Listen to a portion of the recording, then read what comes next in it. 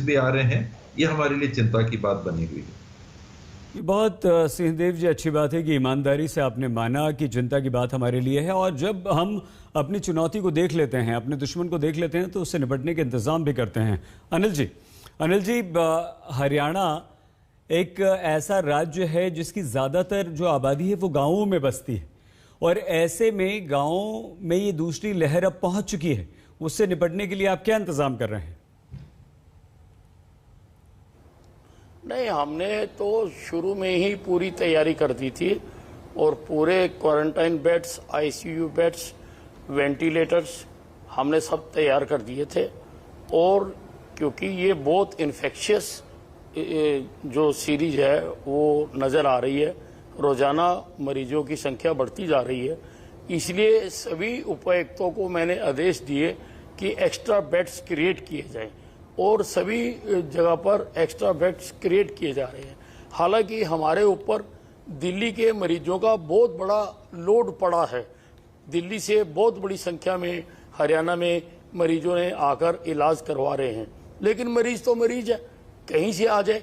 हम सबका इलाज कर रहे हैं और हमारे पास सारी हमने मेडिसिन पहले प्रोक्योर कर ली थी। हमारे पास मेडिसिन हैं, हमारे पास रेमडेसिविर भी सफिशिएंट मात्रा में हमारे पास थी, और बाकी भी दवाइयाँ हमारे पास सफिशिएंट मात्रा में थी, इसलिए हमें कोई ज़्यादा दिक्कत नहीं आ रही है।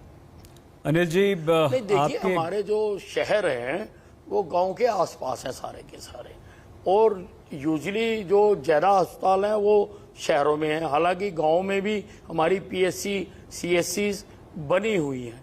हम सबका, चाहे कोई गांव से आ रहा है चाहे कोई शहर से आ रहा है, सबका इलाज कर रहे हैं। और हम सब जगह पर ऑक्सीजन जनरेटर भी लगा रहे हैं, गांव में भी हम लगा रहे हैं। हमें केंद्रीय सरकार ने 60 जो है पीएसए प्लांट्स मंजूर किए हैं, जिनमें से अधिकतर गांव में लगेंगे, शहरों में भी लगेंगे, लेकिन 30 बेड तक के अस्पताल पर वो लगाए जाएंगे। उन पर काम आरंभ हो चुका है। नहीं, ऐसा नहीं है। वहाँ पर हमारी टीमें गई हुई हैं, वहाँ पर बैठी हुई हैं, घर घर का सर्वे कर रहे हैं, और अप्रैल में 21 डेथ्स वहाँ पर रिपोर्ट हुई हैं। लेकिन कोरोना पॉजिटिव जो है वो केवल 4 केसेस ही सामने कंफर्म हुए हैं। बाकी लोग, ना गांव वाले मान रहे हैं कि कोरोना से डेथ हुई है, वो अन्य कारण बता रहे हैं। लेकिन किस कारण से वहाँ पे डेथ हुई है, इसकी जांच करने के लिए मेरी टीमें उस ठिठोरी गांव में पहुंच चुकी हैं और वहाँ पर बैठी हुई हैं। ठीक है सर। बन्ना जी, अभी झारखंड के गांवों में क्या स्थिति है और उससे आप किस तरह से निपट रहे हैं?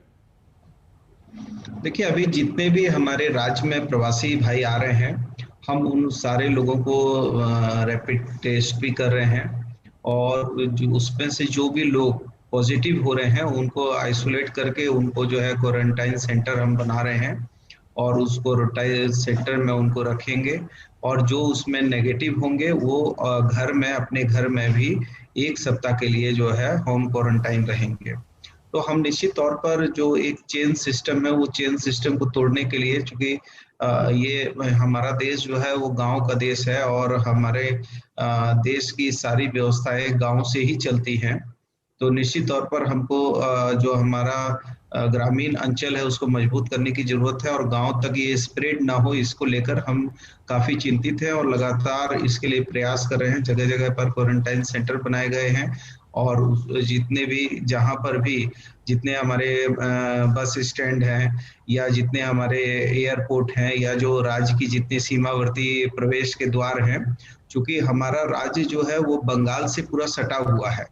बहरागोड़ा से लेके साहबगंज तक हमको बंगाल से पूरी जो है हमारी और बंगाल की सीमा ऐसी है कि 4 कदम हम चलेंगे तो बंगाल में चले आएंगे, और 4 कदम से वापस लौटेंगे तो झारखंड आ जाएंगे। तो चूंकि जो चुनाव हुआ है, इस चुनाव में जिस तरीके से प्रचार प्रसार हुए हैं, इससे बहुत वहां पर जो पॉजिटिव रेट है वो बहुत ज्यादा है, और वो बंगाल के बहुत सारे लोग झारखंड में आके काम करते हैं, झारखंड के बहुत लोग बंगाल जाते हैं।